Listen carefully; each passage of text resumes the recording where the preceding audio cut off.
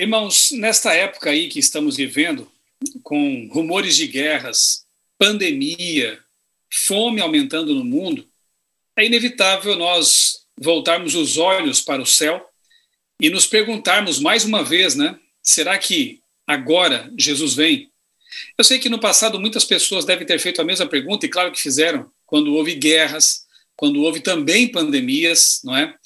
Mas o fato é que, quando lemos ali com atenção Mateus capítulo 24, por exemplo, em que Jesus faz uma lista de sinais que antecederiam a sua segunda vinda, vemos ali que ele mencionou, sim, doenças, né, pestes, ele mencionou terremotos, mencionou fome, mencionou no outro texto o esfriamento do amor das pessoas, a falta de fé, né, nos últimos dias também, guerras e rumores de guerras, enfim, uma série de coisas que, se analisadas de forma isolada, já acontecem no mundo desde que o pecado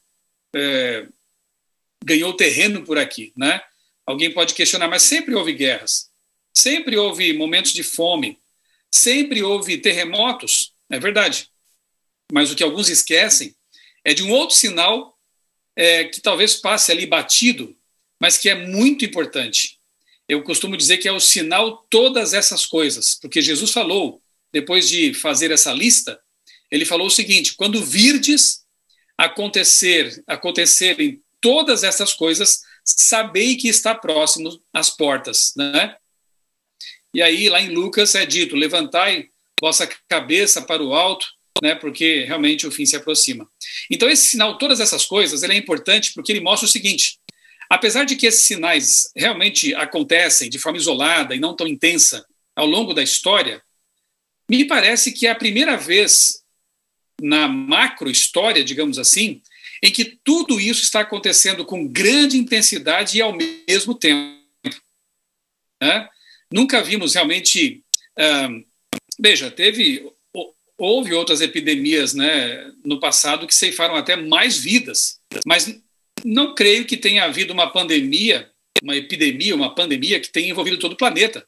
O Brasil mesmo, ele escapou da gripe espanhola e outras grandes pestes aí, né? E neste momento todos estão envolvidos, todos os países estão envolvidos de alguma forma nessa pandemia.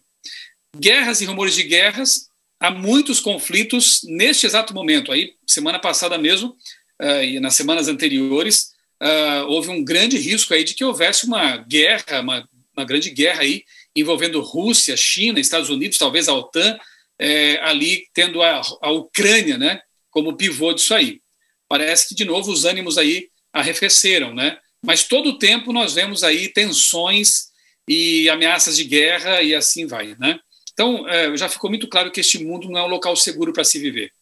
Já ficou muito claro nesses milênios que temos vivido aqui neste planeta que realmente aqui não é o nosso lar. Que a qualquer momento podemos ser surpreendidos por um terremoto, podemos ser surpreendidos até por quem sabe, uma tempestade solar intensa. Em 2012, não sei se vocês sabem, mas nós escapamos por pouco de voltar praticamente à Idade Média. Porque em 1859 houve uma explosão solar, eles chamam isso de ejeção de massa coronal, ou flares, né? O Sol todo o tempo emite ali essas explosões. O problema é quando uma dessas vem na nossa direção. E em 1859 isso aconteceu. Uma grande explosão solar atingiu em cheio a Terra. Só que naquele tempo não dependíamos tanto de energia elétrica. Vários transformadores foram queimados, telégrafos, né? Foi realmente um problema, só que não havia satélites, não havia internet, não havia, como eu disse, grande dependência de energia elétrica e de internet. Em 2012, por uma semana apenas, uma dessas tempestades, semelhante à de 1859, não atingiu a Terra. Porque se ela tivesse saído do Sol um pouco antes, teria atingido a Terra em cheio. E aí imaginem os transformadores, pelo menos no hemisfério norte, né, mais, quem sabe, os transformadores todos sendo explodidos, queimando ao mesmo tempo. Não haveria tempo hábil para repô-los tão rapidamente. Então, países inteiros entrariam num apagão geral. Imagine, então, esses países desenvolvidos sem poder acessar a conta bancária, porque dependemos da internet para isso hoje em dia, sem poder abastecer os carros, porque os postos de gasolina dependem de energia elétrica, sem poder fazer praticamente tudo o que nós fazemos hoje com tanta facilidade no mundo ocidental. Então, eu repito, por uma semana, isso não aconteceu. Então, é muito fácil, na verdade, todo esse sistema no qual nós confiamos, essas estruturas que o ser humano construiu, de uma hora para outra, elas pararem de funcionar. E aí o caos se instalar. Eu creio que é só por misericórdia de Deus mesmo, porque o Apocalipse diz que os anjos poderosos de Deus estão contendo ali os ventos simbólicos que representam conflitos, confusão, caos. E Deus tem nos dado tempo de graça ainda, oportunidade, para que nós terminemos de pregar o Evangelho, para que as últimas pessoas sinceras possam ouvir dessa mensagem, tomar sua decisão. Antes de começarmos esse culto, né, esse sermão, foi dito ali pelo pastor David, né, Davi, que se você quiser fazer um estudo bíblico, se você quiser se preparar para esse grande evento à volta de Jesus, aproveite o momento. Aproveite que ainda temos internet funcionando. Aproveite que ainda temos recursos que Deus nos colocou à mão para nos preparar para o que virá, porque Jesus vai voltar. Independentemente do que nós quisermos ou não, de se queremos ou não que aconteça, se nos prepararmos ou não para isso, ele vai voltar, porque ele empenhou a palavra dele. Jesus disse: não se turbe o vosso coração, credes em Deus, crede também em mim. Na casa de meu pai há muitas moradas. Se não fosse assim, eu vou-lhe teria dito: vou preparar-vos lugar, e quando eu for e vos preparar, virei outra vez, e vos receberei para mim mesmo, para que onde eu estou, estejais vós também. Isso foi dito por Jesus no último jantar que ele teve com seus discípulos, na despedida, quando o rosto deles estava assim, triste, abatido, porque eles percebiam no ar o clima pesado. Não era um jantar feliz, foi um jantar de despedida. E nesse momento, Jesus então proferiu essas palavras que eu citei para vocês, que estão lá em João 14, 1-3. Depois leia em sua Bíblia com oração esse texto. Jesus, Deus encarnado, o Verbo eterno, aquele que nunca mentiu, disse que voltará outra vez. A promessa foi feita por ele, então ela vai se cumprir. Nós cremos nisso. Agora, quanto tempo falta? Nós não sabemos, e que bom que não sabemos. Aliás, se você vir alguém por aí pregando datas, marcando ou sugerindo datas para isso ou para aquilo, saiba que essa pessoa não foi enviada por Deus. Porque Jesus foi muito claro em dizer que o dia, a hora, o momento de sua vinda, ninguém sabe. Naquele momento lá em que ele estava aqui na terra, nem ele, nem os anjos. Então, se alguém pregar sobre isso, está incorrendo em erro, desobedecendo o que a Bíblia nos ensina, a advertência dela, porque Deus não quer que saibamos o dia. Deus quer que nós estejamos constantemente preparados. Até porque também, né, pensemos, a qualquer momento nós podemos descansar, podemos morrer para este mundo, não é verdade? E assim, inconscientemente, aguardar a volta de Jesus e a ressurreição final. Eu perdi já muitos amigos para essa doença terrível, a Covid. Eu perdi meu pai faz 6 meses para a Covid.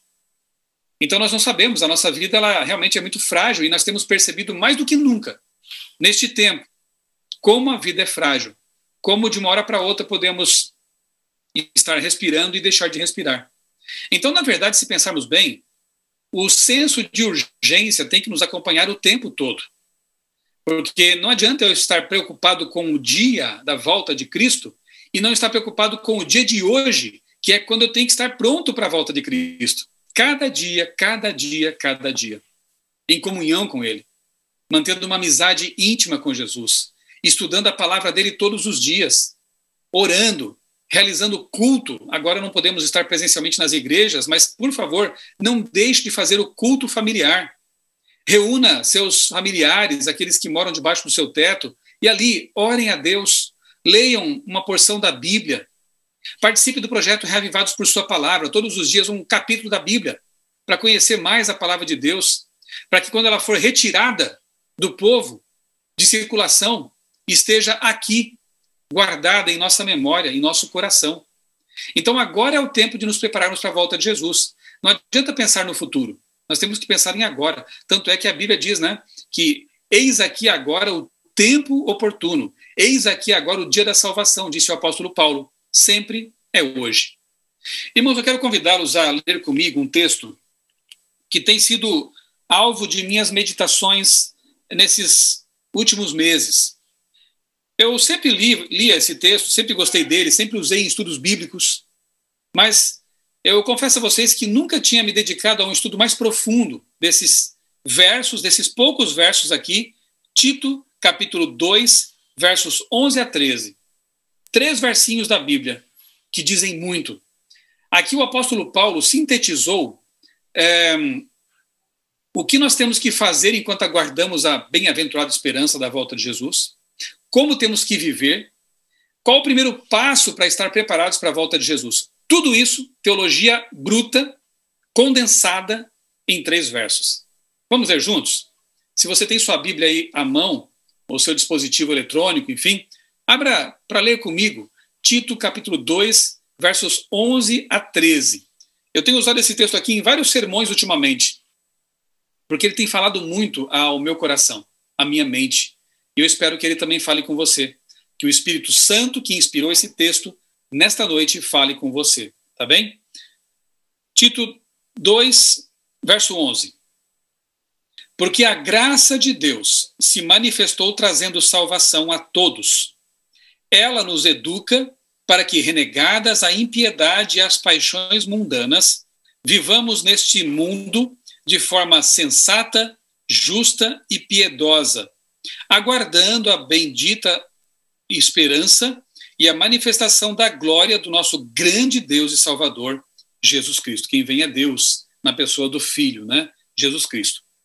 Eu vou deixar aqui esse texto pausado por um tempinho, antes de dissecá-lo, de analisá-lo com mais profundidade com vocês, mas eu quero mostrar aqui, eu vou compartilhar minha tela aqui, a tela do computador. Eu quero mostrar para vocês 2 notícias recentes que eu postei em meu blog. Meu blog é o outraleitura.com.br, para quem não conhece ainda, tá bom? Toda semana eu publico ali conteúdos, resumo da lição, enfim, notícias. Nesta semana, eu publiquei 2 notícias que eu quero destacar para vocês. Eu já acabei de destacar aqui para vocês que os sinais de Mateus 24 e outros capítulos estão acontecendo de maneira impressionante. Inclusive a questão moral do mundo também, né? Em Timóteo, Paulo fala sobre isso, né? Realmente o mundo de hoje está... As profecias bíblicas é como se fossem o jornal de hoje, né? Nunca foram tão atuais. Porém, eu quero destacar aqui alguns aspectos que são mais detalhes, assim, que nós lemos, por exemplo, no livro Grande Conflito, de Ellen White, mas que também estão esboçados na Bíblia, como, por exemplo, em Apocalipse 13. Apocalipse 13 menciona que haverá uma perseguição, um decreto de morte contra o povo de Deus, também haverá uma tentativa de mudança da lei de Deus e a imposição de uma marca. E nós sabemos que essa marca ela está relacionada com um dia da semana que se opõe ao selo de Deus, que também é um dia da semana, um único dia sagrado na Bíblia, né? E tem havido toda uma preparação nos bastidores, interessante, eu acompanho isso já faz 10 anos. Temos chamado isso de ecumenismo, né? O uso do ambientalismo, das mudanças climáticas para fazer avançar uma causa que está bem clara na carta apostólica do Papa Francisco, chamada Laudato Si. Lá tem uma seção que trata do domingo como uma proposta para amenizar os efeitos das mudanças climáticas. E nessa semana que passou, nós vimos isso aí, ó. Estados Unidos confirma o discurso do Papa em cúpula climática e Biden, o presidente americano, se torna líder ambiental do planeta. Um alinhamento impressionante, né? Se você estudou já Apocalipse 13 com atenção, você vê que ali há a descrição de 2 poderes, né? Um poder religioso e um poder político, que nos últimos dias estariam aliados em uma causa comum, né? Ellen White, no livro Grande Conflito, diz que haverá um laço de união universal, uma grande harmonia. E eu tenho visto nesses discursos ecológicos, né, ambientalistas, uma harmonia interessante. Inclusive, eles têm chamado o domingo de o dia do clima, né? O domingo verde. Tem sido uma espécie de... Tem sido vendida a ideia de que o domingo pode ser uma espécie de quarentena semanal, que vai beneficiar grandemente o planeta. Não dá para parar mais muito tempo porque temos que trabalhar e salvar a economia. Mas o que impede de nós pararmos tudo um dia na semana, para que a terra possa descansar, para que nós possamos cuidar da família. Quem quiser ir à igreja pode ir também.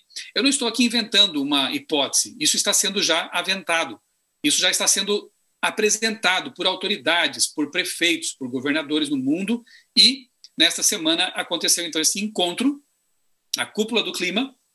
Biden convocou, foi uma mudança de cenário bem interessante, porque o Trump não estava preocupado com essas questões ambientais, mas Joe Biden já afirmou uma campanha dele mesmo que isso seria uma das suas prioridades, juntamente com a pandemia, e mais do que a pandemia ainda, combater o tal do aquecimento global, que agora é chamado de mudanças climáticas, né?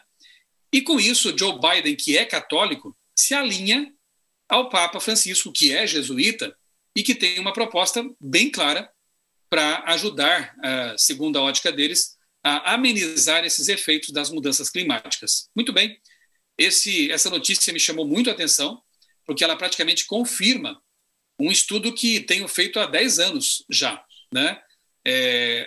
Alianças sendo costuradas, né? Se você tiver curiosidade de conhecer um pouco mais sobre isso, eu quero convidá-lo a procurar em meu canal no YouTube, Michelson Borges.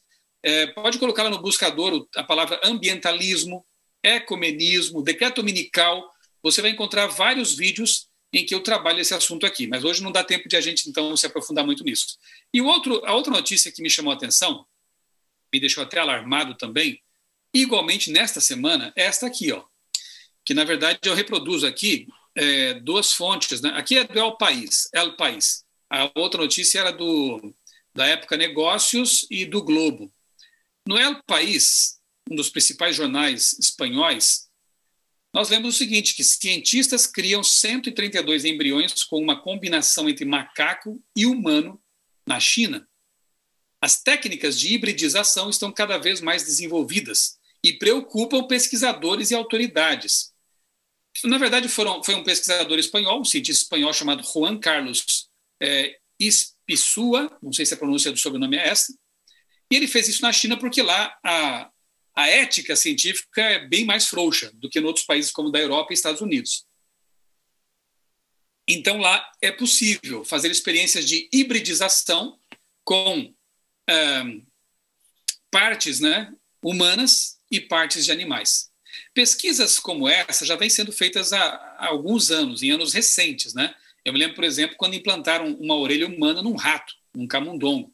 A ideia é conseguir fazer órgãos humanos em animais para que possa haver mais transplantes no mundo. Mas eu fico pensando, será que eles fazem só isso?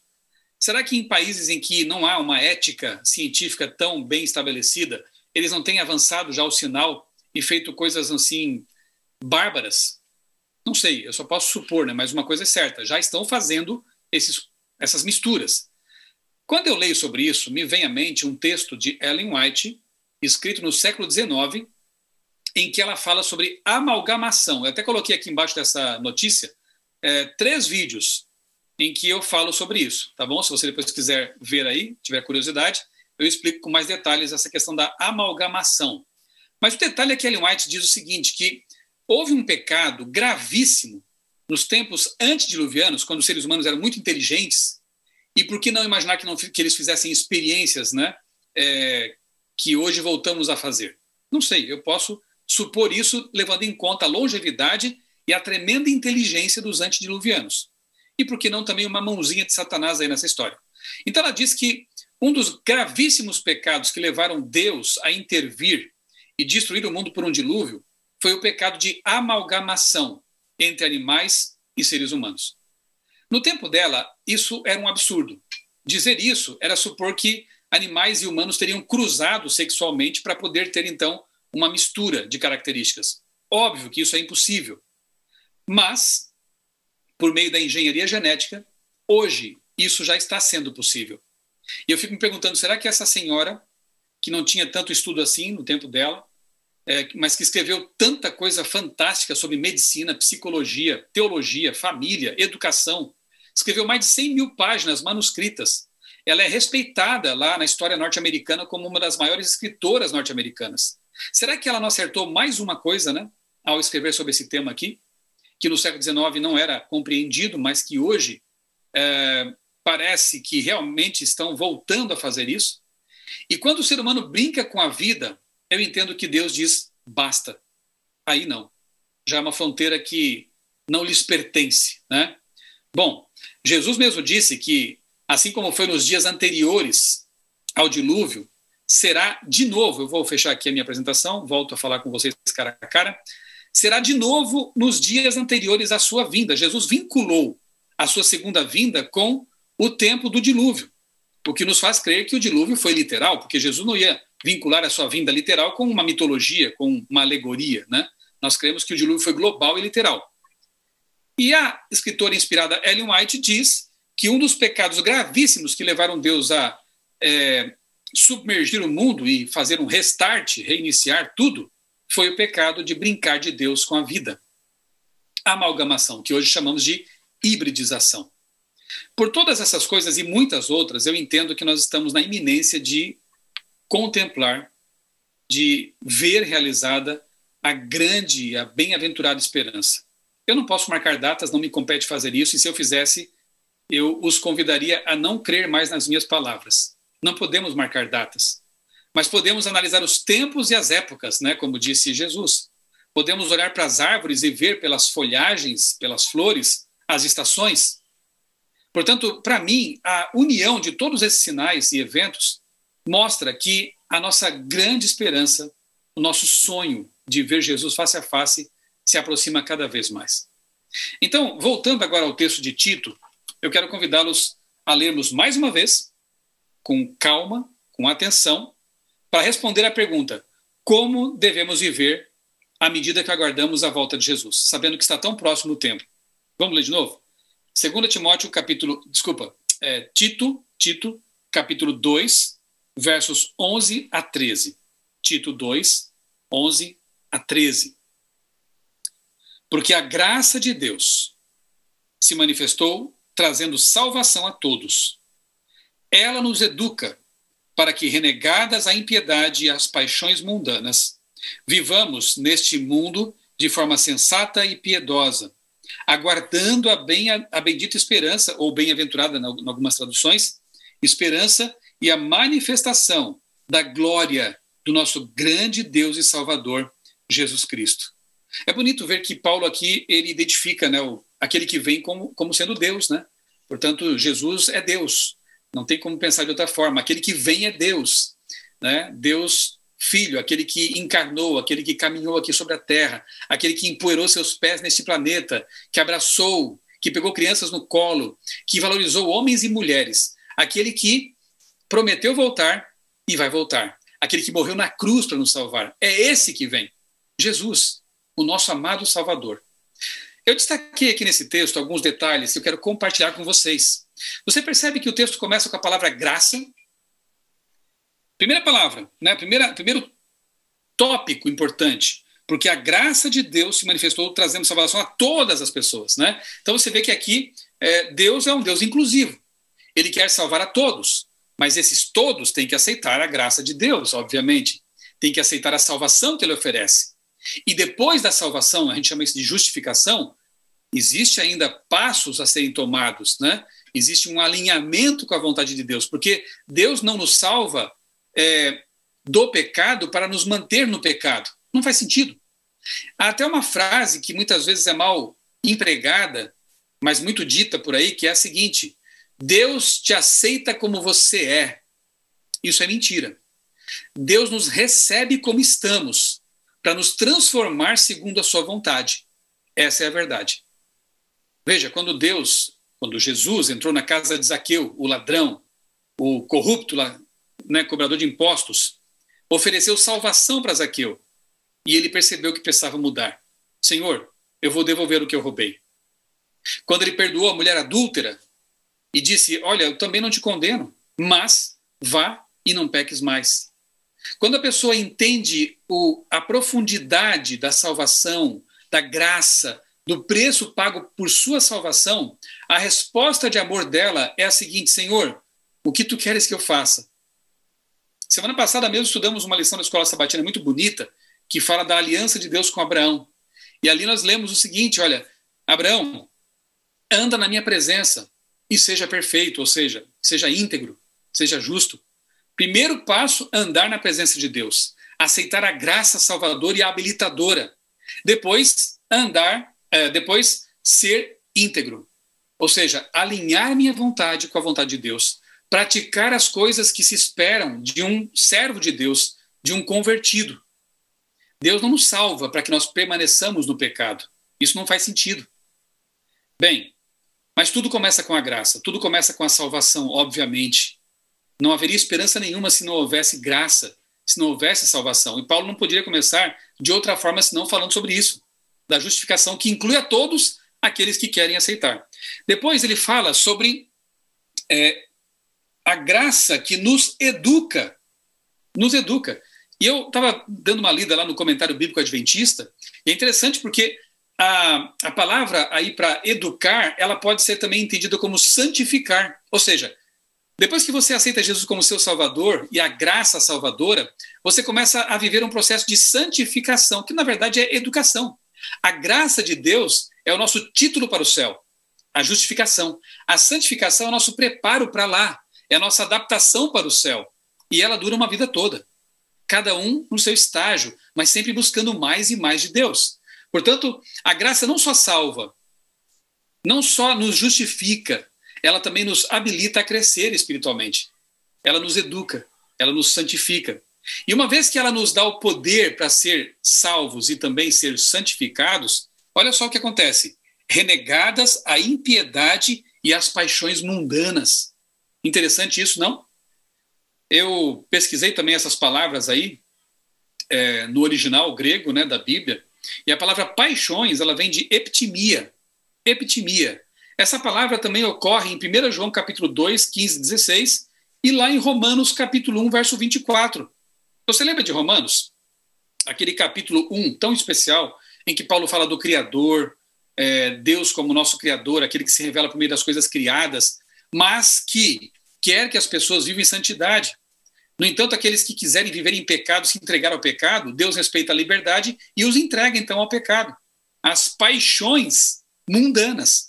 Epitimia. Aqui em Tito, como o autor é o mesmo, né? Aqui em Tito e lá em Romanos 1, há uma mesma estrutura textual, literária interessante. Paulo está contrastando o Deus Santo, o Deus Todo-Poderoso, o Criador do Universo, com as práticas imorais que o ser humano comete quando está longe desse Deus. Só que Deus não quer que nós vivamos assim, porque Ele sabe que assim nós sofreremos, nos machucaremos, nós teremos grandes problemas. Na verdade, viver em santidade e renegando as paixões mundanas, ou seja, todo aquele tipo de desejo, de lascívia, de pecado, que não está de acordo com a vontade de Deus expressa na Bíblia, deve ser abandonado. Por quê? Porque é um capricho de Deus, porque Ele não quer que tenhamos prazer, pelo contrário. Deus sabe que isso nos machuca, nos fere. Então Ele quer o quê? Que nós tenhamos prazer em coisas lícitas. Em lugar da lascívia, uma sexualidade pura, num contexto adequado, na verdade o único contexto correto, segundo a Bíblia, no casamento, entre um homem e uma mulher. Ali, a sexualidade se expressa da maneira como Deus a criou. Basta você ler Gênesis capítulo 1 e capítulo 2, ali está o ideal de Deus. Então aquelas coisas que saem ali, que se desalinham, né, em relação com a vontade de Deus, elas infelizmente nos machucam e trazem sofrimento. Eu nem sei se eu posso dizer infelizmente, porque na verdade o sofrimento muitas vezes é a única forma de algumas pessoas perceberem que, na verdade, é a vontade de Deus que vale a pena ser seguida. Que, na verdade, é a obediência aos mandamentos que nos protege e nos torna felizes de verdade. Que, na verdade, a única liberdade real só existe para aqueles que conhecem a verdade de Jesus Cristo e vivem com Ele. Fora disso, a escravidão é a consequência. Pode parecer que, por algum momento, a liberdade esteja sendo desfrutada, alguns até falam em libertinagem, né? Pode ser que em algum momento, por algum tempo, né? Como Eva mesma, quando comeu aquele fruto, no momento exato ali, ela não morreu. Parece que tudo estava bem. E assim acontece também porque o diabo ilude as pessoas e elas passam a viver no pecado achando que tudo está bem. Mas um dia a conta chega. Um dia as consequências vêm. E, de fato, somos livres para escolher o caminho que queremos, mas não somos livres para escolher as consequências que vêm dessas escolhas, né? Então nós temos que pensar com sabedoria. Paulo diz o seguinte, olha, antes de falar da bem-aventurada esperança da volta de Jesus, ele já falou de graça, salvação, aceite Jesus como seu salvador pessoal. se você não fez isso ainda. Depois vem a educação, a santificação. Aceite a proposta de Deus de andar de mãos dadas com Ele o tempo todo, de ser ensinado pelo Espírito Santo e pela palavra de Deus. E depois vem o aspecto do renegar a impiedade e as paixões mundanas, epitimia, coisas desalinhadas com a vontade de Deus, paixões imorais, coisas que, como eu disse, nos machucam. Para então, Paulo dizer, no verso 13, aguardando a bendita esperança e a manifestação da glória do nosso grande Deus e Salvador, Jesus Cristo. Vamos recapitular? Enquanto aguardamos a volta de Cristo, devemos primeiro aceitar Jesus como Salvador, porque não faria sentido conhecer profecias, conhecer os sinais proféticos, os cálculos de Daniel, aquelas coisas todas, as bestas, e não ter aceitado Jesus como Salvador. A primeira coisa é a mais importante. Segundo, permitir que Deus nos santifique. Buscar de Deus essa santificação sem a qual ninguém o verá. Então, passo 2, depois da justificação, santificação. Procurar uma vida santa, pelo poder de Deus. Conhecer a Bíblia e pedir, Senhor, me habilita a viver o que está na Tua palavra, a seguir Teus preceitos, Teus mandamentos. Peça a Deus, Ele capacita, Ele dá poder. A parábola da videira é tão bonita, né? E tão simples e significativa.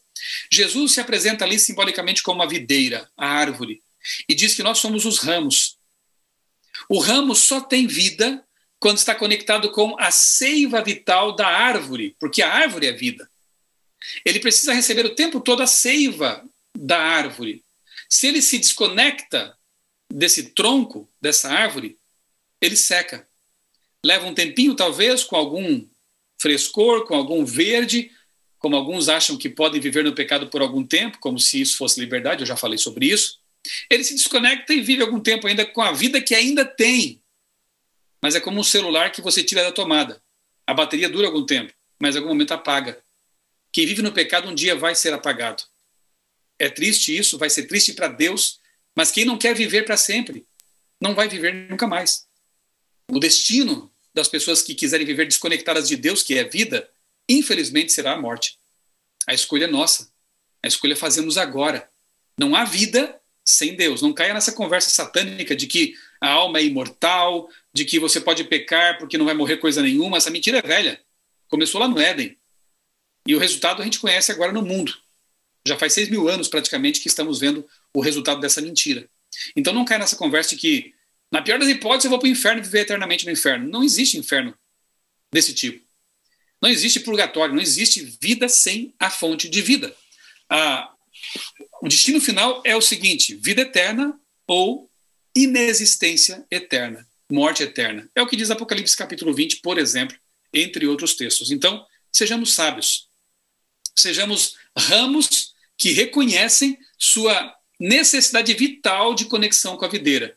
E uma vez conectado à videira, o que vai acontecer? Naturalmente, o fruto vem. Fruto ali você pode entender como boas obras, pode entender como mansidão, bondade, fidelidade à lei de Deus. Tudo isso vem naturalmente na vida daqueles que estão conectados à videira. Agora, desconectados, não tem jeito. No máximo, talvez consigam produzir um fruto de plástico, mas frutos de plástico são intragáveis. Não dá para comer. São obras falsas. Esteja conectado à videira. Uma vez conectado à videira, recebendo a graça salvadora, a santificação, você vai renegar o pecado, você vai ter nojo do pecado, você vai ter aversão ao que antes talvez lhe agradasse, ao que antes talvez lhe dava prazer. Eu me converti com 18 para 19 anos. Hoje eu odeio muitas coisas que antes eu amava. Olha só que coisa, né? Que operação maravilhosa Deus opera em nós. Hoje não me convém mais muitas coisas que antes eu achava interessantes. Eu bebia, usava bebida alcoólica algumas vezes. Hoje não tenho um pingo de vontade de fazer isso mais. É como disse Paulo, tudo me é lícito. Eu sou tão livre que se eu quiser sair daqui agora, abandonar esse culto, ir ao bar, tomar um copo de cachaça, eu posso fazer isso. Mas não me passa jamais pela cabeça esse tipo de coisa. Só passou agora como ilustração boba. Não me convém, não me interessa. Hoje eu tenho o maior prazer em fazer coisas simples, como eu fiz ontem à tarde, pegar nossas cachorrinhas e dar uma volta aqui na cidade, perto de um lago que tem por aqui. Caminhamos, minha esposa, meus filhos, nossas cachorrinhas, e foi tão bom, é tão gostoso, algo tão simples, né? Hoje, para mim, é tão melhor me alimentar de coisas naturais que Deus criou para o nosso bem. É tão melhor. Eu louvo a Deus pelo que Ele fez em minha vida. Eu louvo a Deus porque eu vejo em minha vida, tá longe ainda, como dizia Paulo, né? Eu ainda não alcancei o alvo, mas eu prossigo. Eu entendo da mesma forma, está muito longe ainda. Eu quero cada vez ser mais semelhante a Jesus, mas quanto mais eu me aproximo dele, mais eu vejo como ele é santo e eu estou longe. Mas eu estou caminhando. Eu quero ser semelhante a Jesus. Eu quero fazer o que ele fazia, viver como ele vivia. Isso, para mim, é algo maravilhoso. Eu louvo a Deus por essas transformações que ele vem fazendo em minha vida. Eu preciso vencer muitos defeitos de caráter. Há muitas arestas ainda para serem aparadas. Mas eu sei que Deus está operando isso. Eu sei que Deus tem me ajudado grandemente a ser um pai melhor, um marido melhor, um cidadão melhor do que eu seria se eu não tivesse Deus na minha vida. Experimente isso. Não tem preço. É algo maravilhoso, né? E uma vez que você, então, rejeita o pecado, dá as costas para ele, não quer dizer que você vai ser impecável, que você não vai cair mais. Na verdade, um texto que é muito consolador, confortador, é 1 João, capítulo 2, em que ele diz assim: filhinhos, olha que bonita essa expressão, né? Filhinhos, estas coisas, ou seja, a Bíblia Sagrada, estas coisas vos escrevo para que não pequeis. Aqui está a orientação. Porém, se pecarem, temos um advogado no céu. Quando você cair, quando você tropeçar, não caia na conversa de Satanás, outra conversa de Satanás, que é a seguinte: olha, você pecou, né? Você é um miserável, você é um impuro, você é um pecador, você não tem nem direito de ir à igreja, de abrir a Santa Bíblia, de orar, porque você é um pecador. Satanás te fez pecar e depois joga em sua cara tudo isso. Mas é nesta hora, neste momento, que você precisa de Deus, mais precisa de Deus, porque você precisa de perdão. Então, quando você cair, volte-se imediatamente para Deus. Não fique no pecado, não brinque com o pecado. Volte-se para Deus e peça perdão. E Ele é fiel e justo para vos perdoar todos os pecados. É isso que você tem que fazer. Vá para a igreja. Vá assistir ao culto online, se não tem igreja ainda presencial. Faça o que for possível para estar na presença de Deus, onde a palavra de Deus é pregada, porque daí você mais precisa realmente de Deus. A igreja, eu sei que isso é um chavão, mas eu tenho que dizer, a igreja é um hospital para doentes, doentes do pecado. Não é um museu de santos. Então é justamente lá que você tem que estar. Ok? Mas entenda, Deus te recebe do jeito que você está, mas não quer que você permaneça desse jeito não, viu? Deus não aceita você como está, porque Ele sabe que se você continuar como está, você vai sofrer e você poderá se perder. Então Deus recebe você como está para transformá-lo de acordo com a vontade dEle, como Ele quer que você seja. Tá bem? A bem-aventurada esperança. Sabe, tem um detalhe importante também aqui, que é o verbo aguardar, né? No original grego aqui do Novo Testamento, essa palavra, ela é usada também, a palavra é prosdekomai.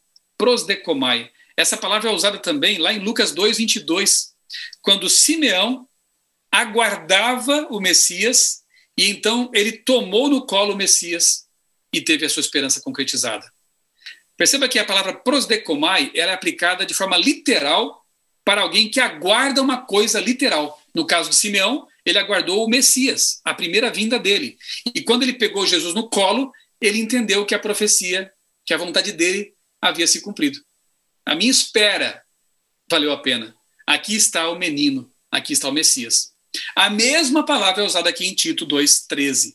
Aguardando, ou seja, nós vamos ver a segunda vinda do Messias, Jesus.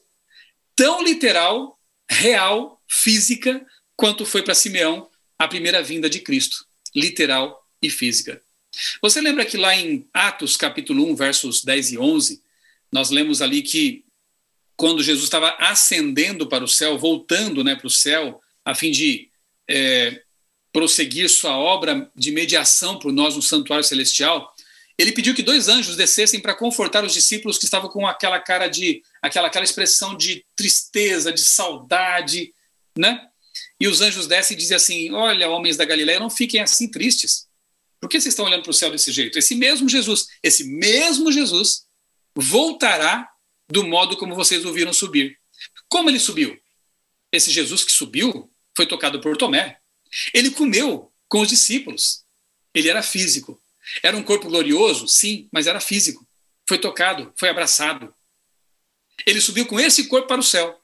Ele subiu rodeado por anjos, entre nuvens. Como voltará então? Os anjos disseram, voltará do mesmo modo. Nas nuvens dos céus, rodeado por anjos, e ele mesmo em pessoa. Que bom saber disso, não é verdade? João estava lá exilado na ilha de Pátimos, e Jesus deu a esse discípulo a suprema honra de reencontrá-lo, agora com seu corpo glorioso, tanto que João desmaiou quando o viu.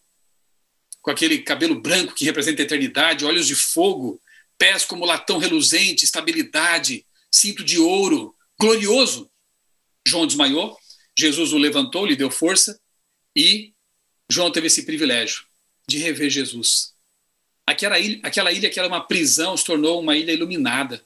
E Jesus revelou para João, e ele escreveu: eis que vem com as nuvens dos céus, e todo olho o verá.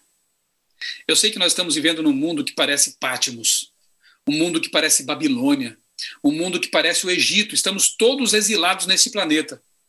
Faz tempo. Mas logo, logo chegará o momento em que Jesus virá para nos buscar. O grande êxodo dos salvos deste mundo vai acontecer. Nós vamos subir e entrar na Canaã celestial, e a nossa peregrinação terá fim. 1000 anos depois, essa santa cidade virá de volta, e nós teremos então o paraíso restaurado para sempre aqui na terra, porque os mansos herdarão a terra. Você quer estar pronto para esse grande dia? Você quer se preparar para encontrar Jesus quando ele vier, ou mesmo quando nós adormecermos para este mundo? Você precisa aceitar a graça de Deus. Você precisa pedir que ele santifique a sua vida. Você precisa pedir que Deus lhe dê aversão ao pecado, para que você possa viver em pureza. Você precisa pedir que Deus o ajude a crer na vinda literal, aguardar prodescomai, aguardar literalmente a volta de Jesus. Porque não importa quando seja, se amanhã, se daqui a 2 anos, 10 anos, não importa. Você estará preparado, aguardando, como Paulo aguardou, como João aguardou, como Ellen White aguardou, como tantos outros que já dormem aguardaram também. Nunca percamos o senso de urgência, porque ele virá em breve. Ele virá em breve. Aguardemos, esperemos, não deixemos para amanhã o nosso preparo. Espero que você tenha percebido que a mensagem dessa noite é porque Deus te ama e quer muito que você esteja pronto para esse grande dia da bem-aventurada esperança da volta de Jesus. Vamos orar? Santíssimo Deus, bondoso Pai, nosso Criador, muito obrigado porque em Tua Palavra encontramos luz para o nosso caminho, porque em Tua Palavra percebemos que as profecias estão se cumprindo rapidamente e que em breve nossa peregrinação terá fim. Dá-nos, ó Deus, a Tua paz, uma semana de vitórias espirituais. É o que nós pedimos e agradecemos em nome do Senhor Jesus. Amém.